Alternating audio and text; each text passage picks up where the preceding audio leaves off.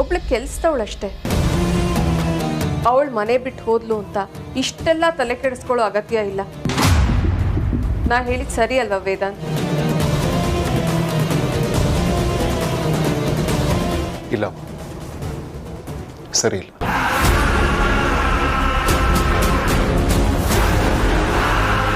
ಅಂದ್ರೆ ನಾ ಹೇಳಿದ್ರಲ್ಲಿ ತಪ್ಪೇನಿದೆ ವೇದಾಂತ್? ವೈಜಯಂತಿ ಅಮ್ಮ ನಮ್ಮನೆಯವರು.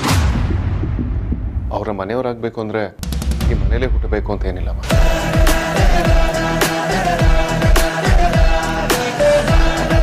ಅವ್ರ ಮನೆಗೆ ಹೇಗೋ ಬಂದ ಅಜ್ಜಿಗೆ ಮಗಳಾದ್ರು, ನನಗೆ ತಾಯಿ ಆದ್ರು ಅಷ್ಟೇ. ಆಗಿ ಅಮೂಲ್ಯ, ಆದ್ಯ, ಸಾರ್ಥಕ್, ಧ್ರುವ ಎಲ್ಲರಿಗೂ ತಾಯಿ ಪ್ರೀತಿ ಕೊಟ್ಟಿದ್ದಾರೆ.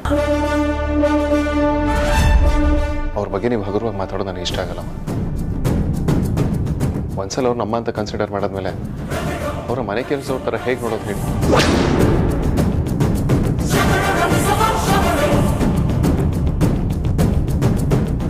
ಹಾಗಂತ ಮನೆಗೆ ಕೆಲಸ ಮಾಡೋಕೆ ಬಂದವ್ರನ್ನೆಲ್ಲ ಫ್ಯಾಮಿಲಿಯವರು ಅಂತ ತಲೆ ಮೇಲೆ ಕೂರಿಸ್ಕೊಳ್ಳೋದಕ್ಕಾಗತ್ತಾ?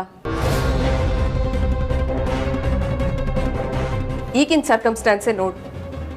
ಅವರೇನೋ ಕೆಲಸ ಬಿಟ್ಟು ಹೋದ್ರು, ಆದ್ರಿಂದ ಅಮೂಲ್ಯ ನಿನ್ಮೇಲೆ ಸಿಟ್ಟು ಮಾಡ್ಕೊಂಡ್ಲು, ನೀನು ಅವಳ ಜೊತೆ ಜಗಳ ಮಾಡಿದೆ. ಈ ಗಂಡ ಹೆಂಡತಿ ಜಗಳ ಮಾಡೋದು, ಫ್ಯಾಮಿಲಿನಲ್ಲಿ ಡಿಫ್ರೆನ್ಸ್ ಬರೋದು, ಇದೆಲ್ಲ ಬೇಕಾ? ಅಮ್ಮ, ಫಸ್ಟ್ ಆಫ್ ಆಲ್ ನಾನು ಅಮೂಲ್ಯ ಜಗಳ ಮಾಡ್ಕೊಂಡಿಲ್ಲ. ಆ್ಯಂಡ್ ವೈಜಯಂತಿ ಅಮ್ಮ ಡೆಫಿನೆಟ್ಲಿ ಇದಕ್ಕೆ ಕಾರಣ ಅಲ್ಲ. ನಾನು ವೈಜಯಂತಿ ಅಮ್ಮನ ಮೇಲೆ ಬಹಳ ಗೌರವ ಇದೆ. ನಾನು ಇಬ್ಬರನ್ನೂ ಕಂಪೇರ್ ಮಾಡಿ ಡೆಫಿನೆಟ್ಲಿ ಮಾತಾಡ್ತಿಲ್ಲ. ಬಟ್ ವೈಜಯಂತಿ ಅಮ್ಮ ಕೂಡ ನನ್ನ ತಾಯಿ.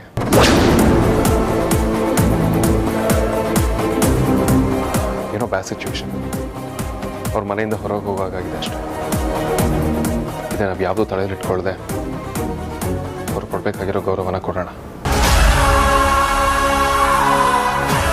ಕೆಲಸ ಮಾಡ್ತಿದ್ರು ಒಂದು ಮಾತ್ರಕ್ಕೆ ಅವ್ರನ್ನ ಕೆಲಸದವ್ರು ಹಾಗೆ ಹೀಗೆ ಅಂತ ಹಗುರವಾಗಿ ಮಾತಾಡೋದು ನನಗೆ ಇಷ್ಟ ಆಗಲ್ಲಮ್ಮ. I hope you understand.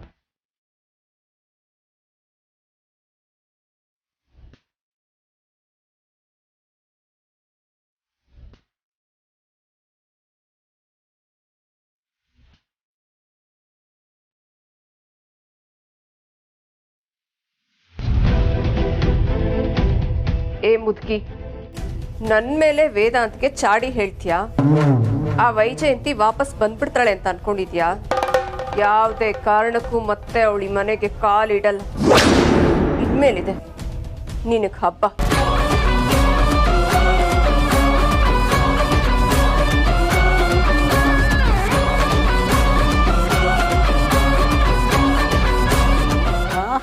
ಮಿಟಕ್ಲಾಡಿ ಮಾಡ್ತೀನಿ ನಿನಗೆ ಸರಿಯಾಗಿ ಮಾಡ್ತೀನಿ. ಏನೋ ನಮ್ಮಿಂದ ತಪ್ಸ್ಕೋಬೇಕಂತಿದೀಯಾ? ನಿಜ ಹೇಳೋ, ಎಲ್ಲಿಗೆ ತಪ್ಸ್ಕೊಂಡು ಹೋಗ್ತಾ ಇದ್ದೀಯ? ಅಣ್ಣ, ನಿಮ್ಮಿಬ್ರು ತಾಯಿ ಮೇಲೆ ಆಣೆ ಅಣ್ಣ. ನಾನು ಎಲ್ಲೂ ಹೋಗ್ತಾ ಇರಲಿಲ್ಲ ಅಣ್ಣ. ನಮ್ ತಾಯಿ ಮೇಲೆ ಆನೆ ಮಾಡ್ತೇನೋ? ಅಣ್ಣ, ಯಾರ ತಾಯಿ ಆದ್ರೇನಣ್ಣ? ತಾಯಿನೇ ಅಲ್ವಾ ಅಣ್ಣ? ಹಾಗಾದ್ರೆ ಎಲ್ಲಿಗೆ ಹೋಗಿದ್ದೆ ನೀನು? ತಪ್ಪಿಸ್ಕೊಂಡು ಹೋಗುವಂತ ತಪ್ಪು ನಾನೇನ್ ಮಾಡಿದೀನಣ್ಣ? ಬೆಳಗ್ಗೆ ಹೊತ್ತು ಟಾರ್ಚ್ ಹಾಕೊಂಡು ಹುಡುಕಿದ್ರು ಸಿಗಲ್ಲ ಅಂತ ಒಳ್ಳೆ ಹುಡುಗ ನಾನು. ಮಾರ್ಕೆಟ್ಗೆ ತರಕಾರಿ ತಗೊಂಬರಕ್ ಹೋಗಿದ್ದೆ ಅಣ್ಣ. ನೋಡಿ. ಆಯ್ತು, ನಿನಗೆ ಅಡಿಗೆ ಮಾಡಕ್ ಬರುತ್ತಾ? ಇದೇನಣ್ಣ ಹಿಂಗ್ ಕೇಳ್ತಾ ಇದ್ದೀರಾ? ನಾನ್ ಮಾಡಿದ ಅಡ್ಗೆನ ಎಲ್ರು ಸೇರ್ಕೊಂಡು ಬಡ್ದು ಮೂಗಿನ ಕೆಳಗಡೆ ಹಾಕೊಂಡ್ರಿ. ಚಟ್ನಿನ ಹಂಗೆ ಅಂತ ಚಪ್ಪರ್ಸ್ಕೊಂಡು ತಿಂತಾ ಇದ್ರಲ್ಲಣ್ಣ. ಚಟ್ನಿ ಚೆನ್ನಾಗಿತ್ತು, ಆದ್ರೆ ನೀನ್ ಅಡಿಗೆ ಮಾಡಿದ್ಯಾ ಅಂತ ನನಗೆ ಡೌಟು. ಯಾಕಣ್ಣ ಡೌಟು? ಇದೇ ಕೈಯಲ್ಲೇ ಅಣ್ಣ ಮಾಡಿದ್ದು. ನಿಜ ಹೇಳೋ, ಆನ್ಲೈನಿಂದ ತರಿಸಿದ್ದ ತಾನೇ? ಆನ್ಲೈನಲ್ಲಿ ತರಿಸಿಲ್ಲ ಅಂದ್ರೆ ಪ್ಯಾಕೆಟ್ಗಳು ಹೆಂಗ್ ಬಂತಲ್ಲಿ? ಕಾಂತ, ನೀನ್ ಇವತ್ತು ಸತ್ತೆ ಕೊಡು. ಆ ಟೊಮೆಟೊ ಡೆಲಿವರಿ ಪ್ಯಾಕೆಟ್ಗಳಿಂದ ನೀನ್ ಸಾಯೋವಾಗ ಆಯ್ತಲ್ಲೋ. ಅನ್ಯಾಯವಾಗಿ ಮದುವೆಗೆ ಮುಂಚೆ ಸಾಯೋ ತರ ಆಗಿದೆಯಲ್ಲೋ ನಿನ್ ಜೀವನ.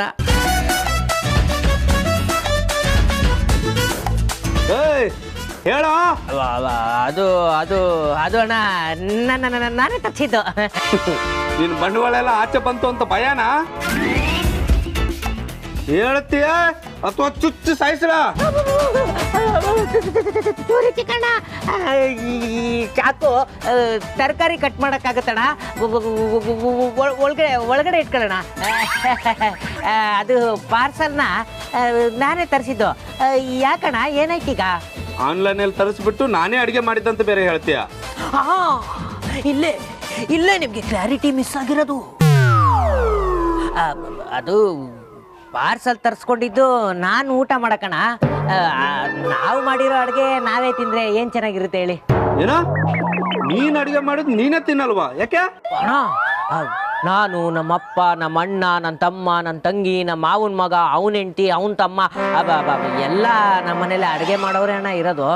ಆದ್ರೆ ನಮ್ಮ ಫ್ಯಾಮಿಲಿಲಿ ಒಂದು ರೂಲ್ ಇದೆ, ನಾವು ಮಾಡಿರೋ ಅಡುಗೆನ ನಾವೇ ತಿನ್ಬಾರ್ದು ಅಂತ. ತಿಂದ್ರೆ ಏನಾಗುತ್ತೆ? ಅಣ್ಣ, ನಮ್ಮ ಫ್ಯಾಮಿಲಿಲಿ ನಾವು ಮಾಡಿರೋ ಅಡುಗೆನ ನಾವೇ ತಿಂದ್ರೆ ನಾವು ಯಾರಿಗೆ ಅಡುಗೆ ಮಾಡಿ ಬಡಿಸಿರ್ತೀವೋ ಅವರೆಲ್ಲ ರಕ್ತ ಕಾರಿ ಸಾಯ್ತಾರೆ. ಇದು ನಮ್ಮ ಫ್ಯಾಮಿಲಿಗಿರೋ ಶಾಪ.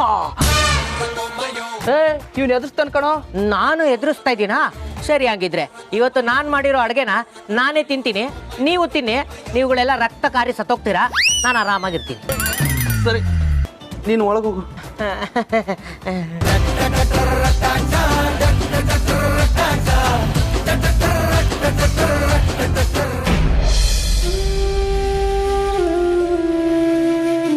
ದೇವ್ರೆ, ನಿಮ್ಮ ಮಗು ಜೊತೆ ಕಾಲ ಕಳೆಯೋ ಹಾಗೆ ಮಾಡ್ತಿದ್ಯಾ, ಹಾಗೆ ನನ್ನ ಮಕ್ಕಳ ಜೊತೆನೂ ಕಾಲ ಕಳೆಯೋ ಹಾಗೆ ಮಾಡು. ಕೈ ಬಿಡಬೇಡ.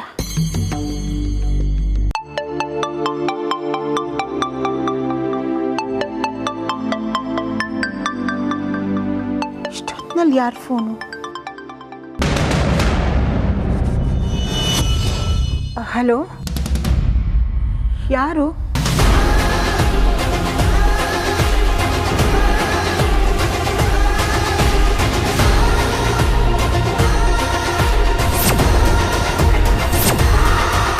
ಏನು, ನೀವಾ? ನನ್ನ ಕೈಲಿ ನಂಬೋಕೆ ಆಗ್ತಾ ಇಲ್ಲ. ಎಲ್ಲಿದ್ದೀರಾ? ಏನು, ಇಲ್ಲೇ ಇದ್ದೀರಾ? ಹೌದಾ, ಬರ್ತೀನಿ ರೀ.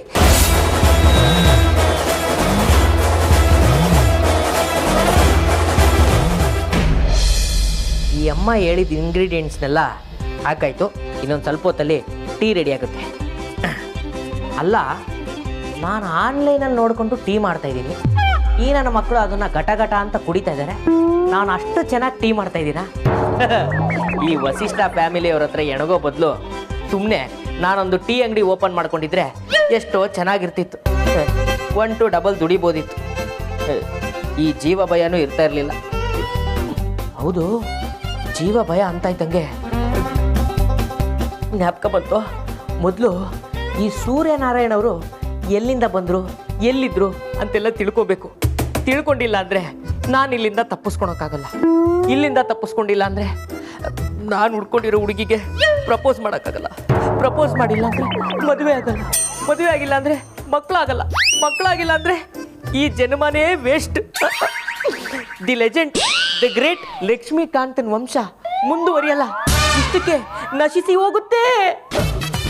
ಕಾಂತ, ಇವತ್ತು ಅವ್ರು ಯಾರು, ಎಲ್ಲಿಂದ ಬಂದರು ಅಂತ ನೀನು ತಿಳ್ಕೊಳ್ಳೇಬೇಕು. ನಿನ್ನ ಹೆಸರು ಇತಿಹಾಸದ ಪುಟದಲ್ಲಿ ಉಳಿಬೇಕು ಅಂದರೆ ಇವತ್ತಿನ ದಿನ ತುಂಬ ಮುಖ್ಯ. ಸೂರ್ಯನಾರಾಯಣ ಅವರೇ, ನಿಮ್ಮ ಮರಿವಿಗೆ ನನ್ನದೊಂದು ಸವಾಲ್. ಡೈಲಾಗು ಎಲ್ಲಿಂದ ಎಲ್ಲಿಗೋ ಹೋಗ್ತಾ ಇದೆ. ಟೀ ತಣ್ಣಗಾಗ್ತದೆ. ಮೊದಲು ಈ ಟೀನ ಅವ್ರಿಗೆ ಕೊಟ್ಟುಬಿಟ್ಟು ಅವ್ರ ಹತ್ರ ಇನ್ಫಾರ್ಮೇಶನ್ನ ಕಲೆಕ್ಟ್ ಮಾಡ್ಕೊಳ್ಳೋಣ. ದೊಡ್ಡೋರೇ, ದೊಡ್ಡೋರೇ, ದೊಡ್ಡೋರೇ, ದೊಡ್ಡ ಅಯ್ಯಯ್ಯೋ, ದೊಡ್ಡವರೆಲ್ಲೂ ಕಾಣಿಸ್ತಾನೆ ಇಲ್ವಲ್ಲಪ್ಪ. ನಾನು ಒಬ್ಬನೇ ಬಿಟ್ಟು ಸೈಲೆಂಟಾಗಿ ಎಸ್ಕೇಪ್ ಆಗ್ಬಿಟ್ರ. ಅಯ್ಯಯ್ಯೋ, ಹಂಗೇನಾದರೂ ಮಾಡಿದರೆ ನಾನು ಪರ್ಮನೆಂಟಾಗಿ ಡೈನೋಸರ್ಗಳ ಜೊತೆ ಇಲ್ಲೇ ಪಕ್ಕ ಫಿಕ್ಸ್ ಆಗ್ಬಿಡ್ಬೇಕು ಅಷ್ಟೇ. ದೇವ್ರೇ, ದೊಡ್ಡವ್ರೇ. ಶಾಂತ, ದೊಡ್ಡವ್ರೆ, ಇಲ್ಲಿದ್ದೀರಾ? ನಾನು ಬಂದೆ.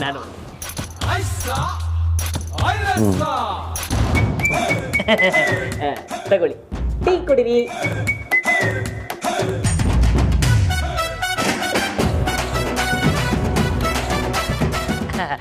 ಟೀ ಹೇಗಿದೆ ದೊಡ್ಡವ್ರೆ? ಇದು ಟೀ ಅಲ್ಲ, ಕಾಫಿ. ಕಾಫಿನ ಅದು ಗೊತ್ತಾಗದೆ ಕಾಫಿ ಪುಡಿ ಹಾಕ್ಬಿಟ್ಟಿದ್ದೀನಿ. ಅಂದ್ರೆ ಫೋನ್ ಬಂದಿತ್ತು ಊರಿಂದ, ಯಾವುದೋ ಟೆನ್ಷನ್ ಎಲ್ಲ ಹಾಕ್ಬಿಟ್ಟಿದ್ದೀನಿ. ಯಾವುದೇ ಕೆಲಸನ ಪರಧ್ಯಾನದಲ್ಲಿ ಮಾಡಬಾರ್ದು, ಹುಷಾರಾಗಿ ನೋಡ್ಕೊಂಬಾರ್ದು. ದೊಡ್ಡವ್ರೆ, ನೀವು ಯಾವಾಗಲೂ ಪುಸ್ತಕನ ಹಿಂಗೇ ಹಿಡ್ಕೊಂಡು ಓದ್ತಾನೇ ಇರ್ತೀರಲ್ಲ, ನಿಮಗೆ ಬೋರ್ ಆಗಲ್ವಾ?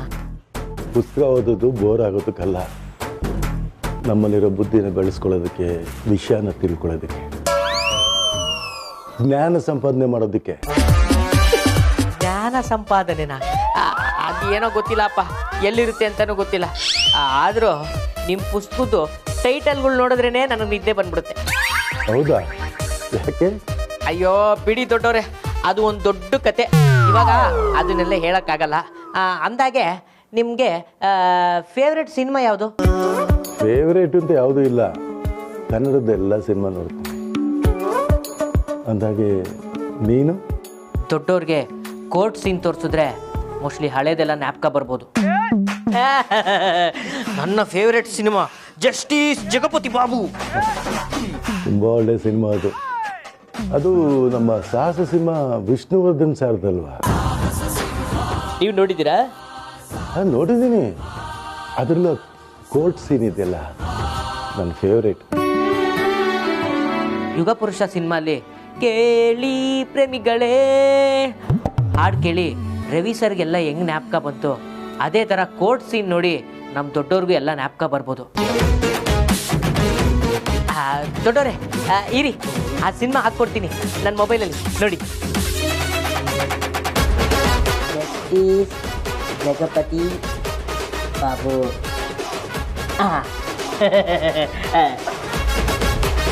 ನೋಡಿ ದೊಡ್ಡವ್ರೆ. Your Honor, anyway, mistake is a mistake, whether you commit knowingly or unknowingly. ಸರ್ಕಾರಿ ವಸ್ತುಗಳನ್ನ ಸ್ವಂತಕ್ಕೆ ಬಳಸೋದು ತಪ್ಪು, ಅಪರಾಧ. ಸರ್ಕಾರಿ ವಸ್ತುಗಳನ್ನ ದುರುಪಯೋಗ ಪಡಿಸಿಕೊಂಡ ಈ ರಾಮಚಂದ್ರನಿಗೆ ತೀವ್ರವಾದ ಶಿಕ್ಷೆ ವಿಧಿಸಬೇಕಾಗಿದ್ದು ನ್ಯಾಯಾಲಯ. Don't talk. I am your lawyer, you are my client. I know what I am doing. Just keep quiet. Your honour, there is one point. ನೆನಪಾಯ್ತಾ? ವಿದ್ಯಾಭ್ಯಾಸ ಮಾಡ್ತಿರೋ ಮಗನ ಕಷ್ಟ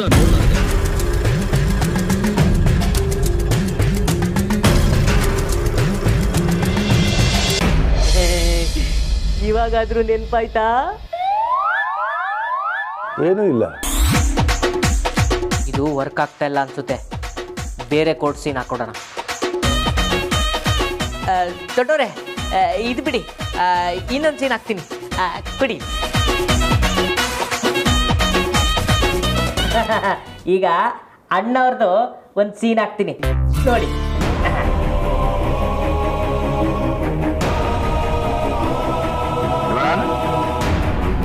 ಎದುರು ಪಕ್ಷದ ನ್ಯಾಯವಾದಿಗಳು ನೆನಪಾಯ್ತಾ? ಶೀಘ್ರವಾಗಿ ವಸ್ತುಗಳನ್ನ ಏನಾದ್ರೂ ನೆನಪಾಯ್ತಾ? ಇಲ್ಲಪ್ಪ. ಈ ಅಪ್ಪಂಗೆ ಎಷ್ಟು ಕೋರ್ಟ್ ಸೀನ್ ಹಾಕಿದ್ರು ನೆನಪಾಗ್ತಿಲ್ವಲ್ಲ, ಏನು ಮಾಡಲಿ? ಇದಕ್ಕೆಲ್ಲ ನಮ್ಮ ರವಿಚಂದ್ರನ್ ಸರ್ರೇ ಬೆಸ್ಟು. ರವಿ ಮಾಮ ನೀವೇ ಕಾಪಾಡಬೇಕು ಎಲ್ಲ. Peace peace. ಒಂದು ನಿಮಿಷ ಕೊಡಿ ಇಲ್ಲಿ.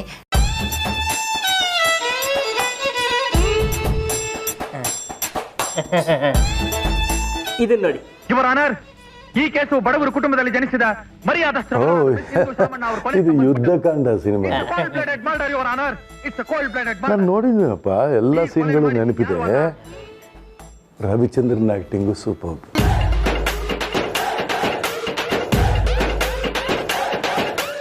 ದೊಡ್ಡವ್ರೆ, ನೀವೀಗ ಮೂರು ಸಿನಿಮಾ ಸೀನ್ ನೋಡಿದ್ರಲ್ಲ, ಏನಾದರೂ ನೆನಪಾಯ್ತಾ?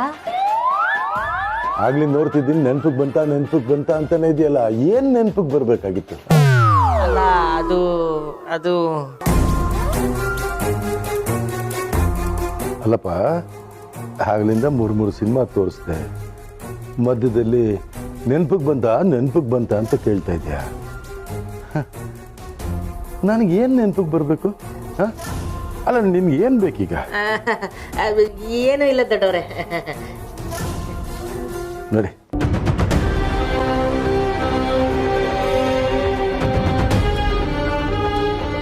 ಪಾಪ ನಮ್ಮ ದೊಡ್ಡವ್ರ ಹಾರ್ಟ್ ಡಿಸ್ಕು ಹೆವಿಯಾಗಿ ಎಕ್ಕುಟ್ಟೋಗಿದೆ. ಫಿಲಮ್ ಥೆರಪಿ ಅಂತೂ ವರ್ಕ್ ಆಗಲಿಲ್ಲ. ಬೇರೆ ಏನಾದರೂ ಪ್ಲ್ಯಾನ್ ಮಾಡಬೇಕು. ಒಟ್ಟಿನಲ್ಲಿ ನನಗಂತೂ ಇಲ್ಲಿಂದ ಬೇಗ ಬಿಡುಗಡೆ ಇಲ್ಲ. ದೇವ್ರೇ, ನಾನೇನಾದರೂ ಬ್ಯಾಚುಲರ್ ಆಗಿ ಸತ್ರೆ ಬಡ ಬಾಸು ರೌಡಿ ಮೇಡಮ್ಗೆ ಇಡೀ ಜೀವನ ದೆವ್ವ ಆಗಿ ಕಾಡ್ತೀನಿ.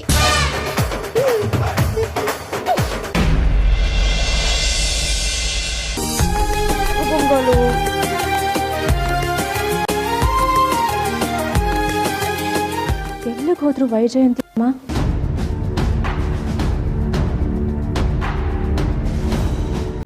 ವೈಜಯಂತಿ ಅಮ್ಮ ಎಲ್ಲಿಗೆ ಹೋಗಿದ್ರಿ ಅಮ್ಮ? ಎಲ್ಲಿಗೆ ಹೋಗಿದ್ರಿ ಅಮ್ಮ? ಎಲ್ಲೂ ಇಲ್ಲ ಆರ್ತಿಯವರೇ. ಸರಿ ಅಮ್ಮ. ಆರ್ತಿಯವರೇ, 1 ನಿಮಿಷ. ನೀವಿನ್ಮೇಲೆ ಯಾವುದಕ್ಕೂ ಹೆದರ್ಕೋಬೇಕಾಗಿಲ್ಲ. ಎಲ್ಲ ಸರಿ ಹೋಗುತ್ತೆ, ಎಲ್ಲ ಒಳ್ಳೇದಾಗುತ್ತೆ. ಕತ್ಲಿದ್ರೇನೆ ಬೆಳಕಿಗೆ ಬೆಲೆ. ಕತ್ಲು ಕಳೆದು ಬೆಳಕು ಬರೋ ಹೊತ್ತಾಯಿತು ಆರ್ತಿಯವರೇ. ಇನ್ನು ನಿಮ್ಮ ಜೀವನದಲ್ಲಿ ದುಃಖ ಎಲ್ಲ ಮುಗ್ದು ಹೋಯ್ತು ಅಂತ ಅಂದ್ಕೊಳ್ಳಿ ಆರ್ತಿಯವರೇ. ಇನ್ನು ಸ್ವಲ್ಪ ದಿನ ಅಷ್ಟೇ. ನೀವು ಸಹಿಸ್ಕೊಂಡ್ರೆ ಎಲ್ಲ ಮೊದಲಿನ ಹಾಗಾಗುತ್ತೆ. ಕತ್ಲು ಕಳೆದು ಬೆಳಕು ಬಂದೇ ಬರುತ್ತೆ ಆರ್ತಿಯವರೇ. ಅಮ್ಮ ಏನು ಹೇಳ್ತಿದ್ರೆ ನನಗೆ ಅರ್ಥ ಆಗ್ತಾ ಇಲ್ಲ. ನೋಡಿ ಆರ್ತಿಯವರೇ, ನೀವಿದನ್ನು ಸತ್ಯ ಆದರೂ ಅಂದ್ಕೊಳ್ಳಿ, ಭವಿಷ್ಯನಾದರೂ ಅಂದ್ಕೊಳ್ಳಿ, ಇಲ್ಲ ಒಗಟೆ ಅಂದ್ಕೊಳ್ಳಿ. ಆದರೆ ನನ್ನ ಮಾತನ್ನು ಮಾತ್ರ ನೆನಪಿನಲ್ಲಿಟ್ಕೊಳ್ಳಿ. ಇನ್ನು ಎಲ್ಲ ಒಳ್ಳೆಯದಾಗುತ್ತೆ. ನಾನಿನ್ಯಾವತ್ತೂ ಕೊರಗಲ್ಲ. 25 ವರ್ಷಗಳಿಂದ ಹತ್ತು ನನ್ನ ಕಣ್ಣೀರು ಬತ್ತು ಹೋಗಿದೆ. ಇನ್ನು ನಾನು ಅಳಲ್ಲ. ಅನ್ಯಾಯನ ಅಳಿಸ್ತೀನಿ. ಮೋಸ ಮಾಡಿದವ್ರನ್ನ ಮನೆಯಿಂದ ಓಡಿಸ್ತೀನಿ. ಅಮ್ಮ ದಯವಿಟ್ಟು ನೀವು ಏನು ಹೇಳ್ತಿದ್ದೀರಾ ಅಂತ ನನಗೆ ಅರ್ಥನೇ ಆಗ್ತಾ ಇಲ್ಲ. ಏನು ಹೇಳಕ್ಕೆ ಹೊರಟಿದ್ದೀರಾ? ಸರಿ ಆರ್ತಿಯವರೇ, ನಾನು ಬರ್ತೀನಿ. ಅಮ್ಮ ಇಷ್ಟು ಹೊತ್ತಿನಲ್ಲಿ ಎಲ್ಲಿಗೆ ಹೊರಟಿದ್ದೀರಾ? ಎಲ್ಲಿಂದ ಬಂದನೋ ಅಲ್ಲಿಗೆ.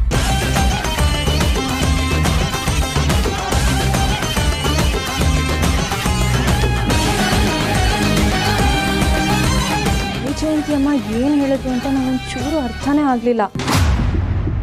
ಎಲ್ಲಿಗೆ ಹೋದ್ರು?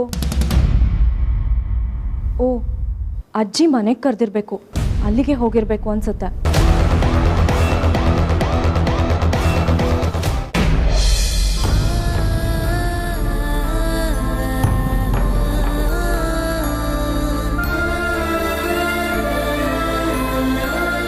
ವೇದಾಂತ್, ಬೇಜಾರಾಗೋದು, ಕಣ್ಣಲ್ಲಿ ನೀರು ಬರೋದು ನಮ್ಮ ಮನಸ್ಸಲ್ಲಿರೋ ನೆಗೆಟಿವಿಟಿ ಆಚೆ ಹೋಗೋದಕ್ಕೆ.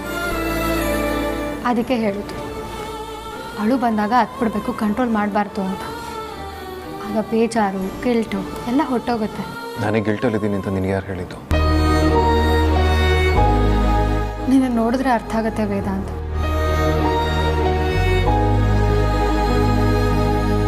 ನನಗಾಗ್ತಿಲ್ಲ ಬಜಾರಿ. ಅವತ್ತು ಅಪ್ಪಾಜಿ ಮನೆಗೆ ಬರಬೇಕು ಅಂದರೆ ವೈಜಯಂತಿ ಅಮ್ಮನ ಕಳಿಸು ಅಂತ ಹೇಳಿದಾಗ ನಾನು ಸೆಕೆಂಡ್ ಥಾಟ್ ಕೊಡಬೇಕಿತ್ತು. ಅಪ್ಪಾಜಿ ಮನೆಗೆ ಬರ್ತಾರೆ,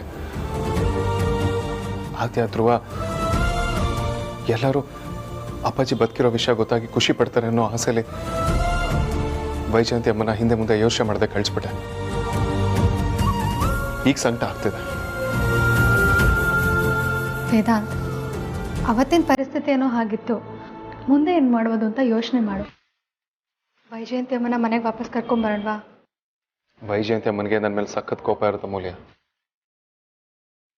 ಅಷ್ಟೆಲ್ಲ ಮಾಡಿ ವಾಪಸ್ ಬನ್ನಿ ಅಂದ್ರೆ ಅವ್ರು ಹೇಗೆ ಬರ್ತಾರೆ ಹೇಳು? ಯಾಕೆ ಬರಲ್ಲ ವೇದಾಂತ್? ಖಂಡಿತ ಬರ್ತಾರೆ. ಅಮೂಲ್ಯ ಅವ್ರು ಕ್ಷಮಿಸಕ್ಕೆ ಆಗದಿರೋಂಥ ತಪ್ಪನ್ನ ಮಾಡಿದ್ದೀನಿ. ಅವ್ರು ಹೇಗೆ ಬರ್ತಾರೆ ಹೇಳು?